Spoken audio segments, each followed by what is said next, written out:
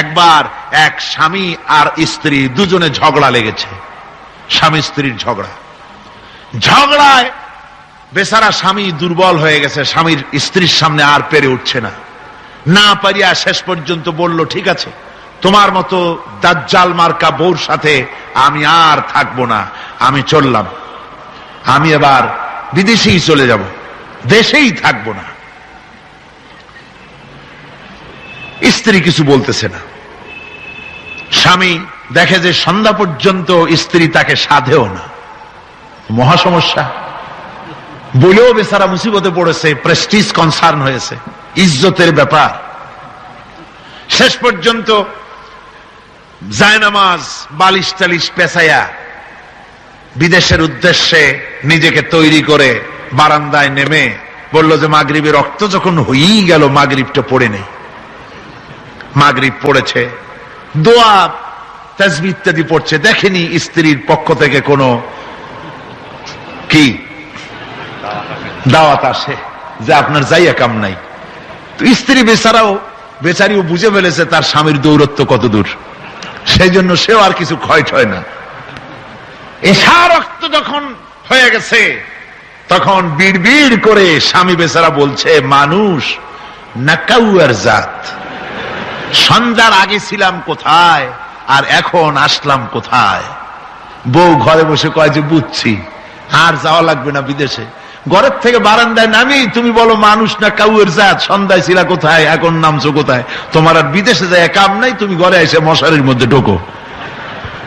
বুঝলেন তো? পৃথিবী থেকে মাত্র 2,32,000 মাইল দূরে চাঁদ, সেই চাঁদে অবতরণ করে বলছে মোহাম্মদ সাল্লাল্লাহু আলাইহি ওয়াসাল্লাম কি চাঁদে গেছে? আরে বেকুব, 2,32,000 মাইল দূরের চাঁদ নয়, 9,30,00,000 মাইল দূরের সূর্য নয়, কোটি কোটি সহস্র কোটি মাইল দূরের গ্যালাক্সি নয়, মিল্কি ওয়ে নয়, সমস্ত তারকারাজি গ্রহ পুঞ্জ সব কিছুকে পেরিয়ে গিয়ে 7 আকাশ ফুড়ে মুহাম্মদ সাল্লাল্লাহু আলাইহি সাল্লাম আরশে আজিম ভ্রমণ করেছেন, যা পৃথিবীর কোন বিজ্ঞানের পক্ষে সম্ভব নয়।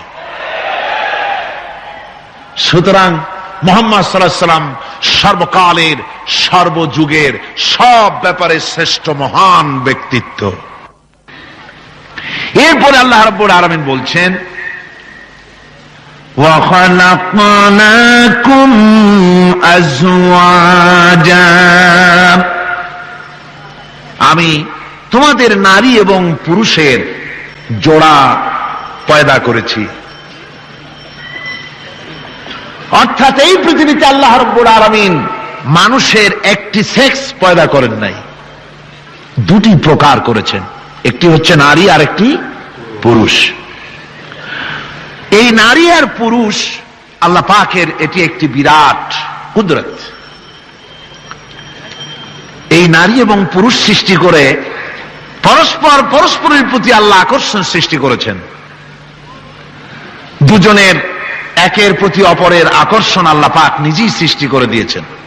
ওয়ামিন আয়াতিহি আন খালাকা লাকুম মিন আনফুসিকুম আজওয়াজান লিতাসকুনু ইলাইহা ওয়াজআলা বাইনাকুম মাওয়াদ্দাতাও ওয়া রাহমা। আমার অনেক নিদর্শনাবলীর মধ্যে এটিও একটি নিদর্শন যে আমি তোমাদের থেকে তোমাদের স্ত্রীদেরকে তোমাদের জোড়া পয়দা করেছি। আর কি করেছি, কেন করেছি? লিতাসকুনু ইলাইহা, যাতে করে তোমরা পরস্পরের কাছ থেকে শান্তি, প্রীতি, প্রেম, ভালোবাসা, মহব্বত লাভ করতে পারো। এটা আমার নিদর্শন একটি। কিরকম নিদর্শন? ভিন্ন পরিবেশে লালিতা পালিতা একটি মেয়ে ভিন্ন পরিবেশে লালিত পালিত একটি পুরুষের সঙ্গে যখন বিবাহ হয়ে যায়, আল্লাহ রাব্বুল আলামিন বলেন আমি তখন একের প্রতি অপরের মহব্বত আর ভালোবাসা আমি আল্লাহ তৈরি করে দেই। ওই মেয়েটি জানার কথা না, মেয়েটির বাড়ি হচ্ছে লংলা, শ্রীমঙ্গল, বিয়ে হয়েছে দিনাজপুর। দিনাজপুরের লোকেরা বোয়াল মাছ খায় না, কিন্তু এখানের লোকেরা বোয়াল মাছ খুব পছন্দ করে। কথা বুঝতে পেরেছেন? এখানে কথাবার্তা একরকমের, সেখানের কথাবার্তা আর এক রকমের। এই দুইটা মিলাইয়া খিতে হয়েছে তো খিতে হয়েছে। কথা বুঝতে, এখন উপায়টা কি? অথচ এই দুই স্বামী স্ত্রীর মধ্যে আল্লাহ পাক কি মহব্বত পয়দা করে দেন, একজন আরেকজনের জন্য জীবন দিতে প্রস্তুত হয়ে যায়। সুবহানাল্লাহ পড়েন। আল্লাহ রাব্বুল আলামিন বলেন ওয়াজআলা বাইনাকুম মাওয়াদ্দাতান, প্রথমে তো ভালোবাসা সৃষ্টি করি, প্রেম সৃষ্টি করি, বিবাহ হওয়ার পর যে ভালোবাসা হয় বিশেষ উদ্দেশ্যকে সামনে রেখে ওই ভালোবাসা হয়। এরপরে যখন বয়স বাড়তে থাকে, যখন বার্ধক্য আসে, তখন ওই ভালোবাসাটা আর থাকে না যেটা ছিল প্রথম, সেটা আমি ওয়াজআলা বাইনাকুম মাওয়াদ্দাতান ওয়া রাহমা, মাওয়াদ্দা তখন রহমতে পরিণত হয়ে যায়। প্রথমে থাকে একটা প্রেম কেন্দ্রিক ভালোবাসা, পরবর্তী সময় যখন স্বামী বুড়ো হয়ে যায় আর স্ত্রী যখন বুড়ি হয়, তখন আল্লাহ পাক বলেন আমি উভয়ের মধ্যে সহৃদয়তা করুণার সৃষ্টি করে দেই, পরস্পরের প্রতি আকর্ষণ তখন আরো বাড়িয়ে দেই। একজন আরেকজন ছাড়া চলে না, বুড়ার বুড়ি ছাড়া উপায় থাকে না। ঘরের মধ্যে ফ্রিজ আছে, কালার টিভি আছে, তারপরে সুন্দর বিছানাপত্র আছে, কোন জিনিসের অভাব নাই বুড়ার। হঠাৎ করে বুড়ি একদিন মারা গেল, বুড়ায় কয় আমি গৃহশূন্য হয়ে গেছি, সব আছে তারপরেও যে গৃহশূন্য হয়ে গেছি, তার মানে গৃহের প্রাণটাই চলে গেছে। বুড়া বয়সে সন্তান খোঁজ খবর নেয় না, সন্তানের বউ খোঁজ খবর নেয় না। বুড়ার গরম পানিটা, উজুর পানিটা, তার খাবারটা, তার পানটা, তার যা প্রয়োজন বুড়ি সব এগিয়ে নিয়ে আসে। আর বুড়াও বুড়ির জন্য তখন প্রথম জীবনের চাইতে আরো বেশি মহব্বত বাড়ে, বুড়ির দিকে খোঁজ খবর আরো বেশি করে নেয়। ঠিক কিনা কন? বুঝবেন যারা বুড়া আর বুড়ি আছেন। আল্লাহ পাক বলেন এটা আমি করি। কে বলছেন এ কথা? আল্লাহ পাক বলছেন আমি করি। এ মহব্বত আল্লাহর দান। দেখুন রাসূল করিম সাল্লাল্লাহু আলাইহি ওয়াসাল্লামের ঘরে দৌলত ছিল না, কিন্তু মহব্বত দিয়ে ঘরটা ভরা ছিল। সুবহানাল্লাহ বিহামদি। দৌলত ছিল না, মহব্বত দিয়ে ভরা ছিল। হযরত আয়েশা সিদ্দিকা রাদিয়াল্লাহু তাআলা আনহা বলেছেন আমি গ্লাসে পানি পান করে রেখে দেওয়ার পর রাসূলুল্লাহ গ্লাসটা হাতে নিয়ে আমি যেখানে ঠোঁট লাগিয়ে পানি পান করেছি, আল্লাহ নবী ওইখানেই ঠোঁট লাগায়া পানি পান করতেন। মুহাব্বত।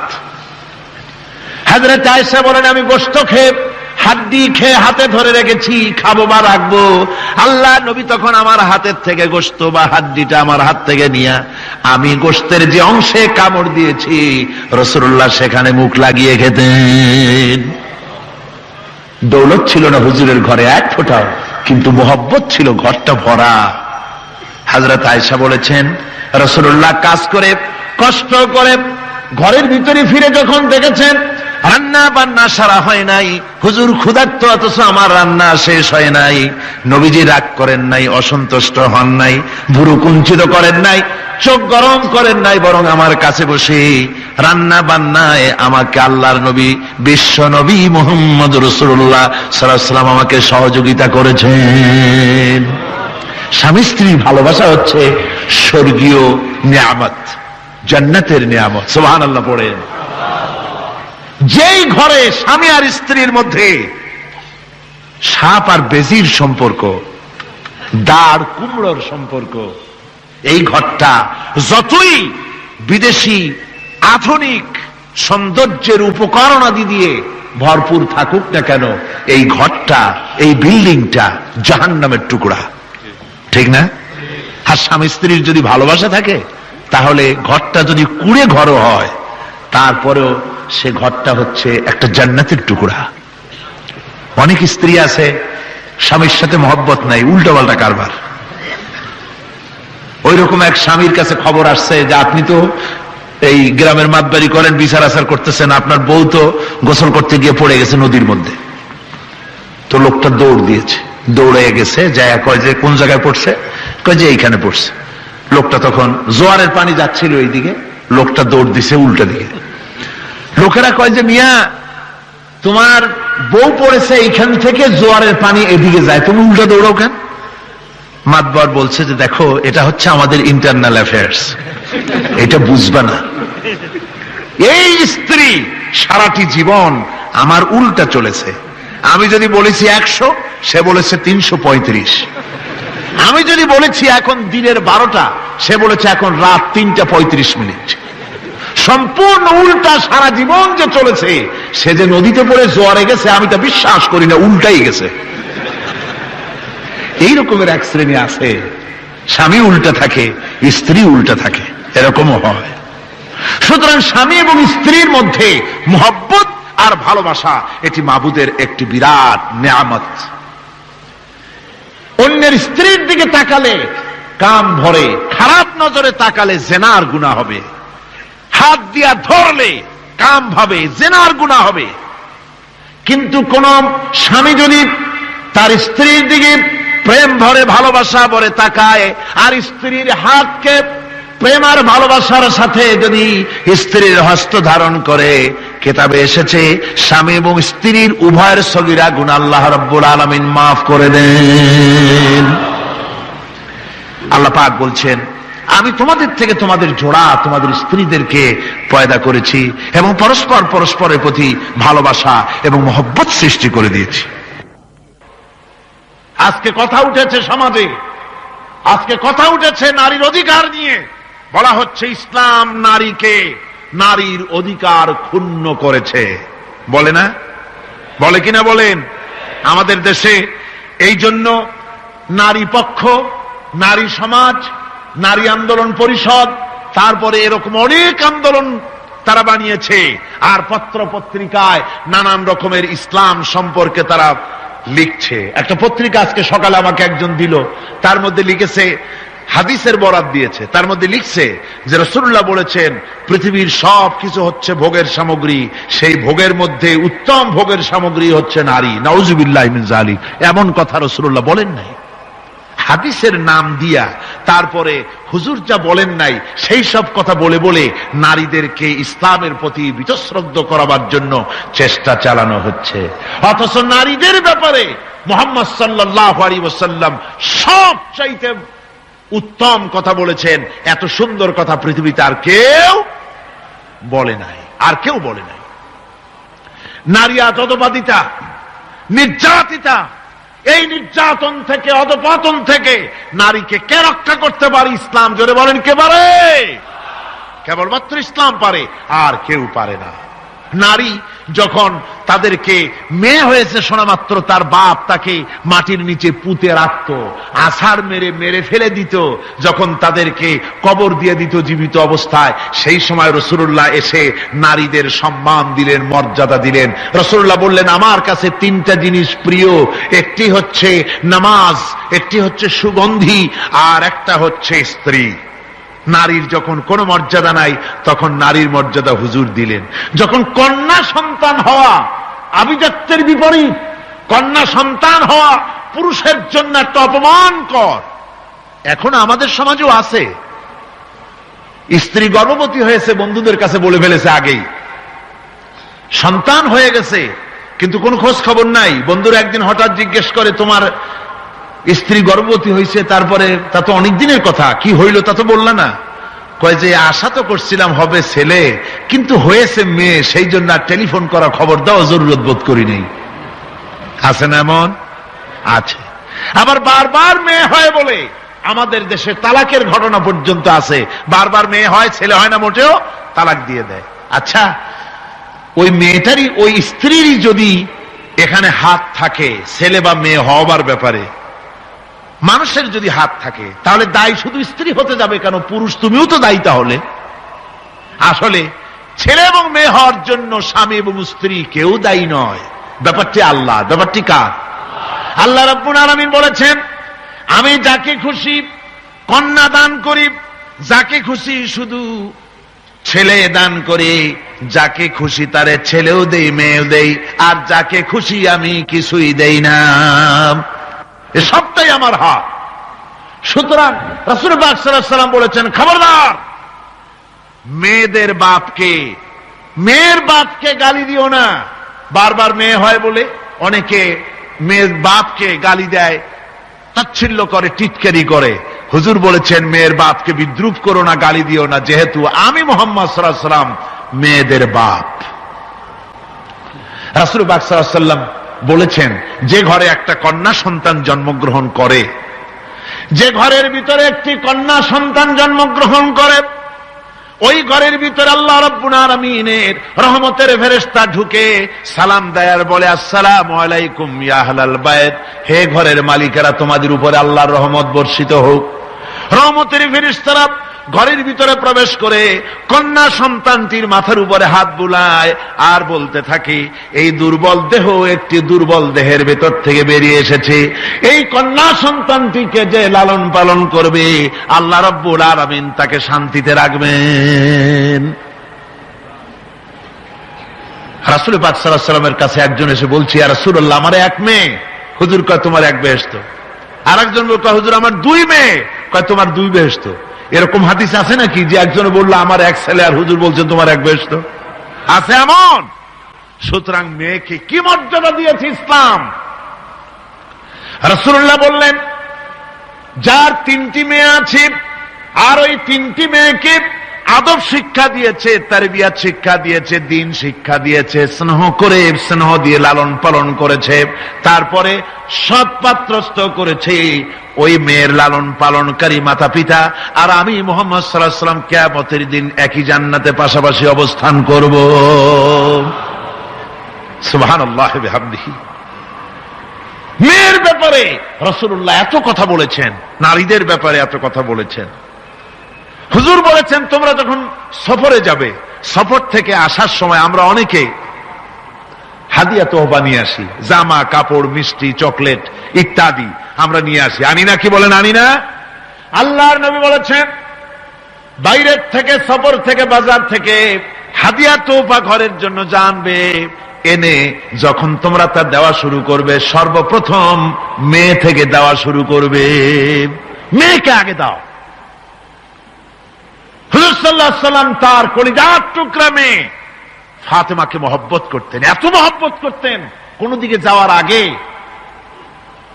সকলের সঙ্গে দেখা করে শেষে দেখা করতেন হযরত ফাতেমার সঙ্গে। আবার সফর থেকে ফিরে এসে সর্বপ্রথম তিনি দেখা করতেন হযরত ফাতেমা রাদিয়াল্লাহু তাআলা আনহার সঙ্গে। একবার হযরত আলী এবং হযরত ফাতেমার মধ্যে মনোমালিন্য হলো, হুজুরের মুখটা মলিন হয়ে গেল, রাসূল পাকের মুখ মলিন হয়ে গেল।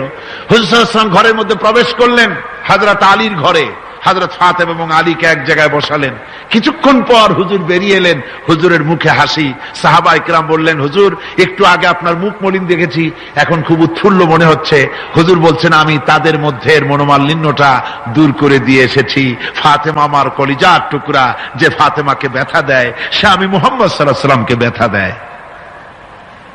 রাসূল পাক সাল্লাল্লাহু আলাইহি ওয়াসাল্লাম কন্যাদেরকে এভাবে মর্যাদার কথা বলেছেন। এই কন্যা আস্তে আস্তে যখন বড় হয়ে যায়, যখন বধূ হয়, বধূ হিসেবে তার মর্যাদা ইসলাম কতখানি দিয়েছে, রাসূল পাক সাল্লাল্লাহু আলাইহি ওয়াসাল্লাম কতখানি দিয়েছেন আপনারা লক্ষ্য করেন। হাদিস শরীফ পড়া নাই, জানা নাই বলে আজকে এক শ্রেণীর নারীরা তারা কমিউনিস্টদের খপ্পরে পড়ে, সমাজতন্ত্রের খপ্পরে পড়ে, নাস্তিকদের খপ্পরে পড়ে গোটা মহিলা সমাজকে চেষ্টা করতেছে ইসলাম থেকে দূরে সরাবার জন্য। ঠিক কিনা কও?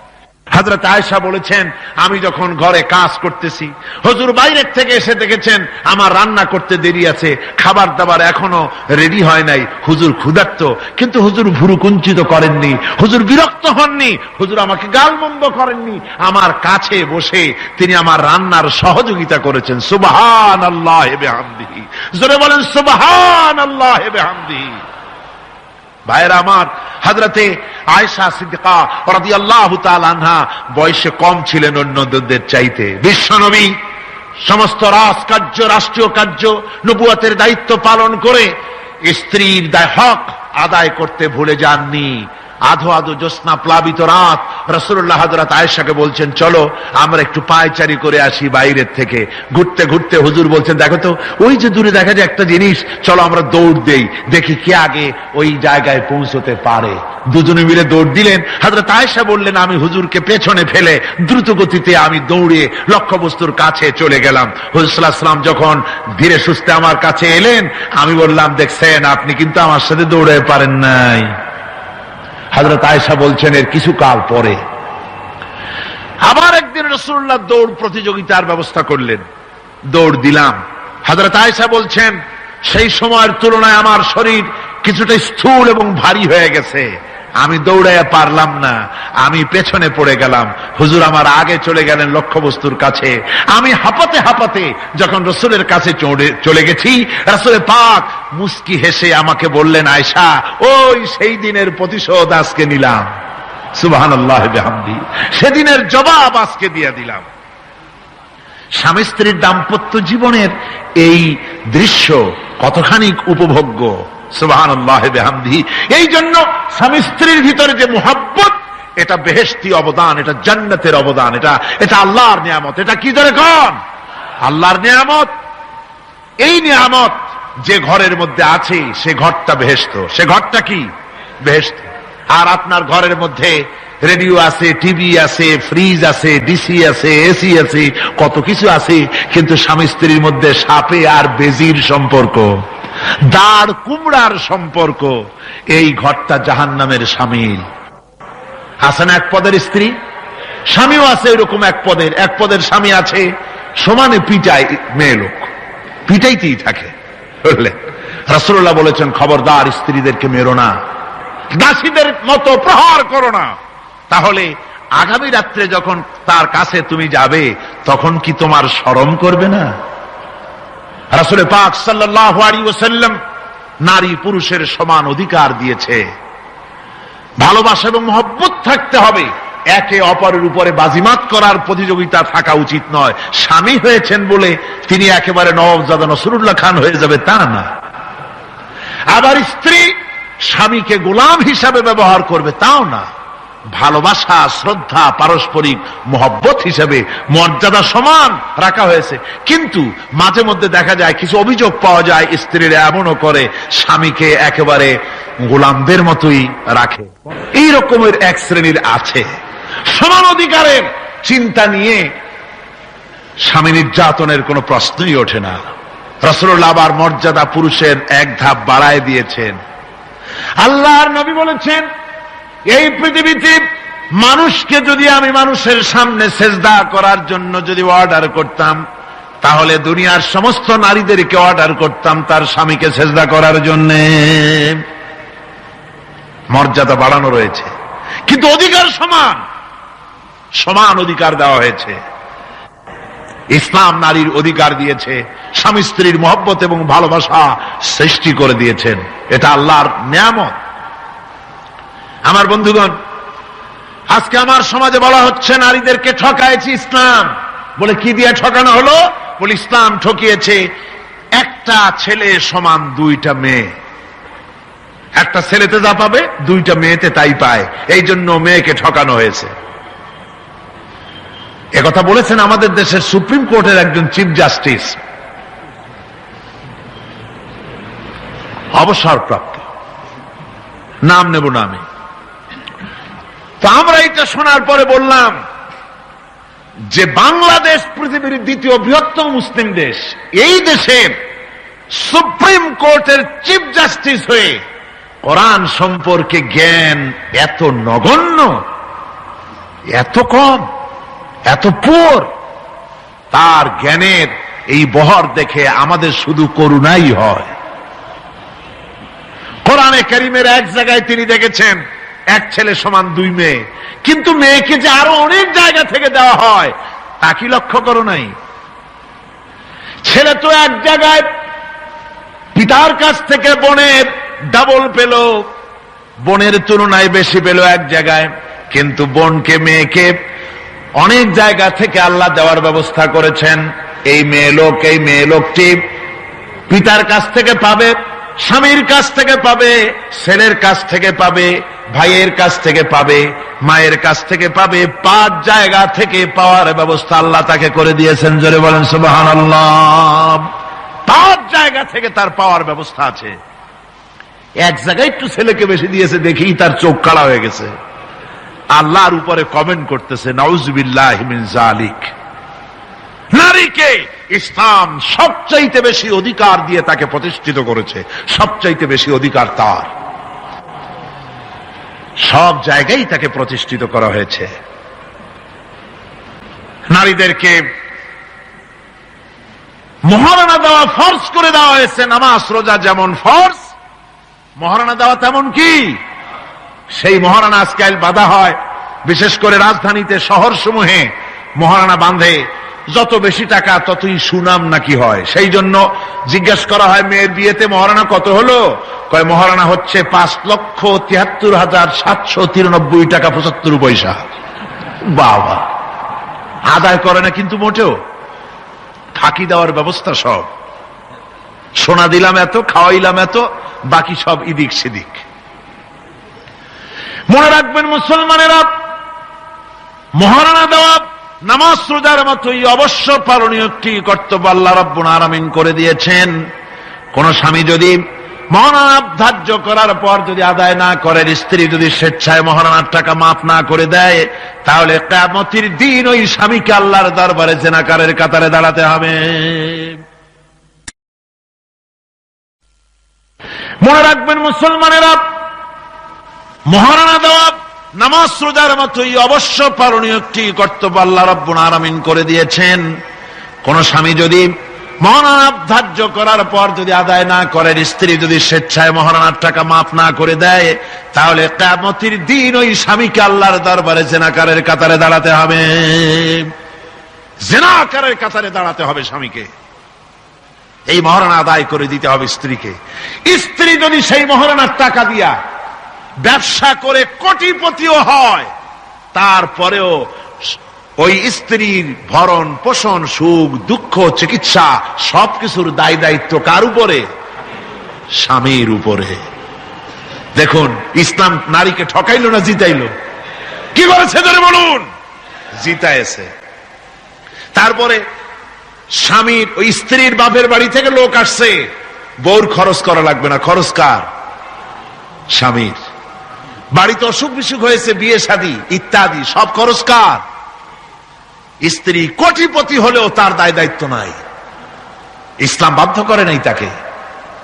সুতরাং কি করে ঠকালো ইসলাম তাকে? ইসলাম তাকে ঠকায় নাই, ইসলাম মোটেই তাকে ঠকায়নি, ইসলাম তাকে জিতিয়ে দিয়েছে। মহারণার কথাই বলতেছিলাম। আজকের সমাজে যে মহারণা ছিল পুরুষকে দিতে হবে, সেই মহারণা এখন দেওয়া হয়, দিতে হয় কন্যা পক্ষকে। বলেন ঠিক কিনা? কন্যা পক্ষকে দিতে হচ্ছে কিনা মহারণা? ছেলে যখন বিয়ে পাশ করে, এমএ পড়াশোনা করে, ম্যাট্রিক যখনই পড়ে, তখনই ছেলের বাপ একটু একটু হা করা শুরু করে। তারপরে বিয়ে আরেকটু হা করে, এরপর এমএ, তখন কুমিরের মতো হা করে। যত খরচ হয়েছে ছেলেকে এমএ পাশ করাইতে, তা সুদে আর আসলে আদায় করে নেবে কন্যা পক্ষের কাছ থেকে। বিবাহের সময় বলে, আমার ছেলে বিয়ে পাস, এমএ পাস, হ্যান ত্যান দিশান দেখ, সুতরাং এই ছেলের বিয়েতে আমার ছেলেকে কি দিতে হবে? রঙিন টেলিভিশন, এসব তো কোনো ব্যাপার স্যাপার না, ওটা তো দিতেই হবে, ডিসেন্টিনাও দেওয়া লাগবে সেই সাথে। তারপরে বাড়ি দিতে হবে, গাড়ি দিতে হবে, গুলশানে বাড়ি দিতে হবে, আবুধাবিতে চাকরি দিতে হবে, 5 লক্ষ টাকা ক্যাশ দিতে হবে। মানে চাইতে চাইতে বাড়ির মুড়া ছাটাখানা বাদে আর সব দাবি করে, সব দিতে হবে। এইভাবে দাবি করে নেওয়া হারাম। এভাবে দাবি করে নেওয়া কি? জোরে বলেন কি? এর চাইতে ছোট লোকই, এর চাইতে বেহায়া আর কোন পুরুষ হতে পারে না যারা কন্যা পক্ষের কাছ থেকে দাবি করে যৌতুক আদায় করে। এর নাম যৌতুক নয়, এ হচ্ছে মানবতার প্রতি কৌতুক। আজকে মানবতার প্রতি এই কৌতুক করা হচ্ছে। অনেক গরিব মানুষ, 5টা 6টা মেয়ে, 30-40 বছর বয়স হয়ে গেছে, বিয়ে দিতে পারে না যৌতুকের কারণে, আর জেনা ব্যভিচার বাড়তে থাকে। বলুন ঠিক কিনা? আপনারা নিশ্চয়ই জানেন শূকরের মাংস মুসলমানের জন্য খাওয়া কি? সবাইকে বলতে হবে, শূকরের মাংস খাওয়া কি? মুসলমানদের জন্য পায়খানা খাওয়া কি? মনে রাখুন ভালো করে, শূকরের মাংস খাওয়া আর পায়খানা খাওয়া মুসলমানদের জন্য যেমন হারাম, কন্যা পক্ষের কাছ থেকে দাবি করে যৌতুক আদায় করা ঠিক তেমন হারাম। আমি আজকের এই বিশাল জনতাকে জিজ্ঞেস করি, আপনারা যারা সন্তানের পিতা আছেন, ছেলের বাপ, এই মাহফিলে যারা আছেন, কন্যা পক্ষের কাছ থেকে যৌতুক নামক শূকরের মাংস আর পায়খানা খাবেন না। রাজি আছেন? কারা কারা রাজি? দুহাত উঁচু করে দেখান, হাত উঁচু করে রাখেন, হাত উঁচু করে রাখেন। আলহামদুলিল্লাহ। হাত নামান, হাত নামান, হাত নামান। অনেক ছোট ছোট ছেলেরাও হাত তুলেছে। আমি বলছিলাম যে ছেলের পিতারা হাত তুলবে, কিন্তু তুলছে বাচ্চারাও, অসুবিধা নাই। লক্ষ পিতা ঘুমিয়ে আছে সব শিশুদের অন্তরে, ওরাও বাপ হবে একদিন। আজকের ওয়াদা, যখন তারা ছেলের বাপ হবে আল্লাহ তখন যেন তাদের স্মরণ করিয়ে দেন। জোরে কোন আমিন, আরো জোরে বলেন আমিন। সমাজ থেকে এই যৌতুক নামক অভিশাপকে নির্মূল করতে হবে, তাহলেই নারীর অধিকার প্রতিষ্ঠিত হবে। ওই নির্বাচিত কলমের লেখিকা, ওই দুষ্ট মহিলা, সে লিখছে নারীদের অধপতন দেখে তার খুব খারাপ লাগে, সেজন্য সে বলছে নারী শুধু ধর্ষণ, নারীরা ধর্ষিতা হবে শুধু তা হতে পারে না, নারী এবার পুরুষদের ধর্ষণ করবে। লিখেছে, লিখেছে, আমি মোটেই বানিয়ে কথা বলছি না। পুরুষকে ধর্ষণ করবে, পুরুষকে কুড়ে কুড়ে খেতে হবে। পরে আমি খবর নিলাম যে পুরুষের উপরে এই মহিলা এত খেপা কেন। আমি খবর পেলাম 8-10টা স্বামীর থেকে সে বিদায় হয়েছে। আল্লাহর লানত। এই মেয়ে লোকটি লেখে আর পত্রিকাগুলি তা ছাপে। জঘন্য যে সব পত্রিকায় সব ওই লেখিকার লেখা ছাপা হয়, ওই পত্রিকা পড়া তো দূরের কথা, মুসলমানদের ওই পত্রিকা দিয়া কুলুক নেওয়া জায়েজ নাই।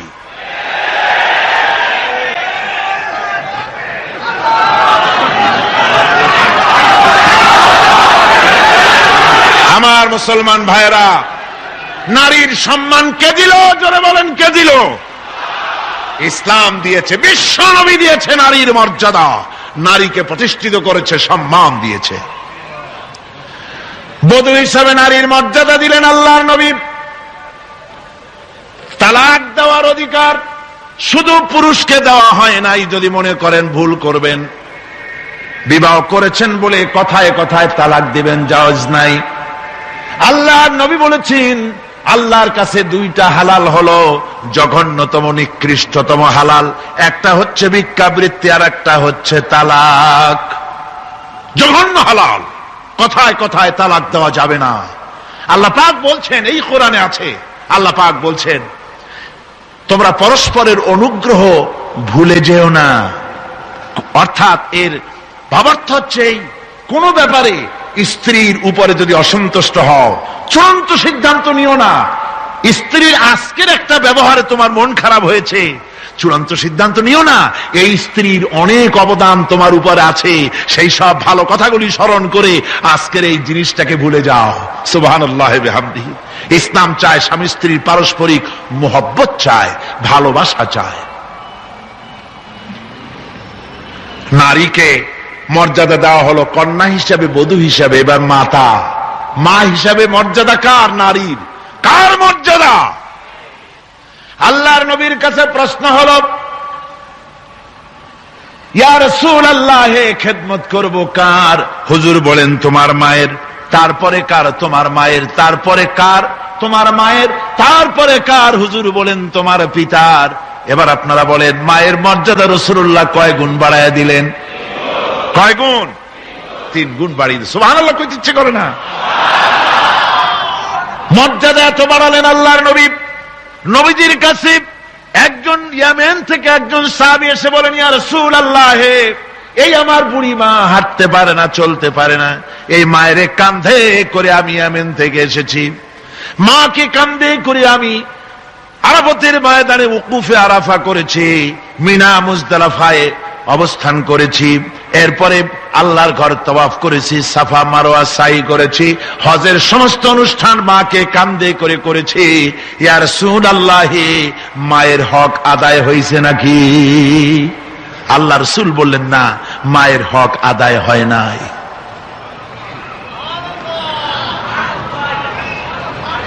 বুকের চামড়া দিয়ে মা সন্তান যদি মায়ের পায়ের জুতা তৈরি করে দেয়, এক ফোঁটা দুধের হক আদায় হবে না।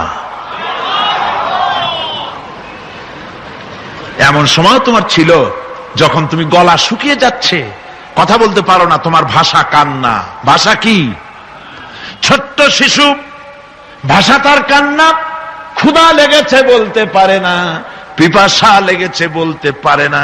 ওই বাচ্চা যখন কাঁদতে থাকে, মায়ের কলিজার সঙ্গী স্নেহের তার জোড়ানো আছে, মায়ের কলিজায় আঘাত লেগে যায়।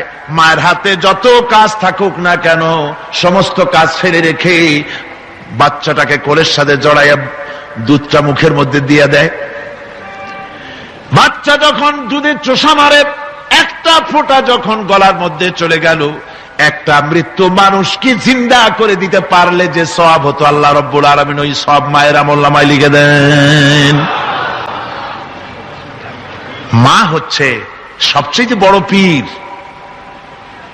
মা বাপ সন্তানের কাছে সবচেয়ে বড় পীর কে? কিন্তু আমার দেশের লোকেরা তা বোঝে না। আমার দেশের লোকেরা পীর সাহেবের সামনে কমলা লেবু, আঙ্গুর, বেদানা, বেল, তাল সবগুলো নিয়ে হাজির করে দেয়, কদমবুসি করে। আর কোথায় পাইছে এই কদমবুসি আমার বুঝে আসে না। বুড়া বুড়া মানুষ পীর সাহেবের কদমবুসি করে। পীর সাহেবের বাপের বয়সী, তাও কদমবুসি করে, পীর সাহেব নিষেধও করে না। এরকম পীরও আছে। পাও একখান বাড়াই দিয়ে রাখে যাতে করে কদমবুসি করতে পারে সবাই। বিশ্বাস করুন, রাসূলুল্লাহর কোন সহিহ হাদিস দিয়ে প্রমাণিত নয় যে এই কদমবুসি সহিহ বা সিদ্ধ, এটা প্রমাণিত নয়। এটা হিন্দুদের থেকে এসেছে। আমার বন্ধুগণ, কদমবুসি করতেই যদি হয়, মায়ের পায়ের উপরে হাত রেখে সেই হাতে চুমা খাও, সুবহানাল্লাহ পড়েন। বাপের পায়ের উপরে হাত রেখে সেই হাতে চুমা খাও, ফায়দা হবে। পীর সাহেবের সামনে আমি পীরের বিরোধী নই, হক্কানি পীরদের বিরোধী নই, আসল কথাটা শোনাচ্ছি। পীর সাহেবের সামনে কমলা লেবু, আঙ্গুর, বেদানা দিলে, মোরগ রান্না করে, ভালো ভালো খাবার রান্না করে তারে খাওয়ালে আল্লাহ যা খুশি না হবেন। আপনার বুড়া বাপ, বুড়ি মা, তাকে যদি কাছে বসাইয়া ভালো করে রান্না করে ওই খাবারটা যদি নিজের বুড়া মা বা বুড়ি মাকে যদি খাওয়াই দিতে পারেন, আল্লাহ রাব্বুল আলামিনের আরশে আজিম খুশি হয়ে যায়। মা বাপের দোয়া বেশি কবুল। কার দোয়া বেশি কবুল? মা বাপের দোয়া কবুল। কোরআন শরীফে, হাদিস শরীফে কোথাও নাই যে পীর সাহেব, মাওলানা সাহেব দোয়া করলে তা কবুল হবেই। 50-50 হতেও পারে, নাও হতে পারে।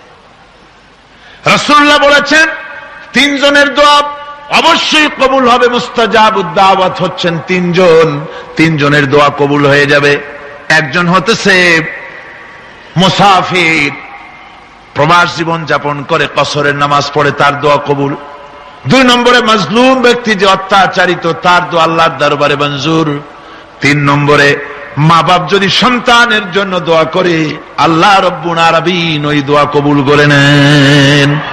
অবশ্যই দোয়া মঞ্জুর। মা বাপের দোয়া তার সন্তানের জন্য অবশ্যই মঞ্জুর। 100% সিউরিটি কে দিয়েছেন? রাসূল পাক সাল্লাল্লাহু আলাইহি ওয়াসাল্লাম বলেছেন। সুতরাং যেখানে 100 ভাগ সম্ভাবনা, সেখানে যায় না। সেখানে একটা চাদর নাই এই শীতে, কাপড় নাই, মশারি নাই, খাবার নাই, আর কোথাও কোনো হুজুরের নাম শুনলে ভালো ভালো খাবার নিয়ে হুজুরের সামনে হাজির। উল্টা কাম হইতেছে না? কোন উল্টা কাজ হচ্ছে না? মা বাপের দোয়া বেশি কবুল হবে। হযরতে বাইজিদ বুস্তামি রাহমাতুল্লাহ আলাইহি, বাচ্চা মানুষ, মা অসুস্থ, গভীর রাত্রে মায়ের ঘুম ভেঙে গেছে, বলছে বাবা পিপাসায় অস্থির হয়ে গেছে, তাড়াতাড়ি করে একটু পানি নিয়ে আসো। ছেলে পানি আনতে গেল, পানি আনতে দেরি হয়ে গেছে, এসে দেখে মা ঘুমিয়ে গেছেন। মায়ের শিয়রে দাঁড়ায় আছেন পানি নিয়ে, ঠান্ডা রাত, ফজরে রক্ত হয়ে গিয়েছে, মায়ের ঘুম ভেঙে গেল। ঘুমের থেকে জেগে দেখে ছেলে কাঁদতেছে, হাতে পানির গ্লাস। বাবা কাঁপো কেন, পানি কেন হাতে? ছেলে বলে, মা তোমার কি মনে নাই পানি চেয়েছিলে, ঘরে পানি ছিল না বলে বাইরের থেকে পানি এনে এনে দেখি তুমি ঘুমায় গেছো। মা বলছে, বাবা গ্লাসটা আমার শিয়রে রেখে তুমি ঘুমাইলে না কেন? ছেলে বলে, মা পানি নিয়ে দাঁড়িয়ে রইলাম, আবার যদি তোমার ঘুম ভাঙে পানি চাও, সময় মতো যদি দিতে না পারি তোমার কষ্ট হবে, তাই পানি নিয়ে সারা রাত তোমার শিয়রে দাঁড়ানো। মা তাড়াতাড়ি করে কলিজার টুকরা সন্তান শিশু বাইজিদকে বিছানায় কম্বল দিয়া ঘুম পড়ায় দিয়া উজু করে ফজরের নামাজ আদায় করে সেজদায় পড়ে কান্দেন আর বলে, রব্বুল আলামিন, আমার কচি বাইজিদ আমার জন্য যা করলো আমার কলিজা খুশি হয়ে গেছে। আল্লাহ, আমি মা হয়ে আমার বাইজিদের জন্য দোয়া করি, তুমি আমার বাইজিদকে সুলতানুল আরিফিন বানাইয়া দিও। রব্বুল আলামিন দোয়া মঞ্জুর করলেন। মা বাপের দোয়া আল্লাহর দরবারে বেশি কবুল হয়ে যায়। আল্লাহ পাক বলেন, মা বাপ এত কষ্ট করেছে তোমার জন্য, ওয়াসাইনাল ইনসানা বিওয়ালিদাইহি ইহসানা হামালাতুহু উম্মুহু কুরহা ওয়া ওয়াদাআতুহু কুরহা। আমি বিশ্বের সমস্ত মানুষকে অর্ডার করেছি, তোমরা তোমাদের নসিহত করেছি, উপদেশ দিয়েছি, তোমরা তোমার মা বাপকে সম্মান করবে। তোমার মা, আল্লাহ বলছেন, কে বলছেন? তোমার মা তোমাকে গর্ভধারণ করেছে অত্যন্ত কষ্টের সাথে, ডেলিভারিও করেছে অত্যন্ত কষ্টের সাথে। তোমার মা তুমি গর্ভে থাকাকালীন কত কষ্ট হয়েছে তা বোঝার জন্য তোমার গর্ভবতী স্ত্রীর দিকে তাকাও, তাহলে টের পাবা কি কষ্টটা তোমার মা তোমাকে নিয়ে করেছে। সুবহানাল্লাহ বিহামদিহি। আর মাকে আল্লাহ ধৈর্য দিয়েছেন। সন্তান হাঁটু দিয়া গুতা মারে, পেটের মধ্যে মাথা দিয়া গুতা মারে, তারপরে এই যন্ত্রণা এই কষ্ট সহ্য করে সন্তান ডেলিভারি পর্যন্ত এই কষ্ট সইতে থাকে। আমার মাঝে মধ্যে চিন্তা হয় যে পুরুষের যদি গর্ভধারণের কোনো ব্যবস্থা থাকতো, আর পুরুষের যা মেজাজ, সন্তান হইলেই ঠ্যাং ধরে মারতো একটা আছাড়, যে পেটের মধ্যে বসে এত গুতুগুতি করছিলি কেন? কিন্তু মা, সুবহানাল্লাহ, সুবহানাল্লাহ বলেন।